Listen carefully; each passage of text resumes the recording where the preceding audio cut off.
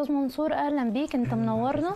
انت عرفت نفسك على يعني عرفتني بيك على انك طالب في كلية الألسن. تمام. انت بتحب اللغات اصلا؟ يعني ده سبب ان انت دخلت الكلية؟ انا بحب اللغات جدا، وهي يعني عبارة عن موسوعة او نافذة ان احنا بنقدر نطل بيها على الثقافات التانية. فبتفرق في حياة الشخص العملية واليومية وكل حاجة، تفتح له مجالات في ثقافات تانية، وان هو يطلع على ثقافات الشعوب المختلفة. انت عندك اكتر من لغة مظبوط؟ هو انا الاساسي عندي اسباني لغة اولى وانجليش لغة تانية.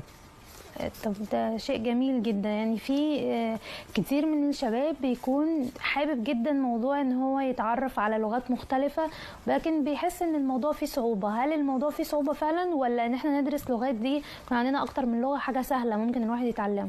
هي الموضوع مش صعب ومش سهل، هو الموضوع بيبقى محتاج ممارسة. هي قدرات، لكل واحد قدراته. في ناس بتقدر تتكلم أكتر من لغتين، في ناس بتقدر تتكلم لغات، يعني أنا أعرف ناس شخصيا بيتكلموا 5 لغات و6 لغات.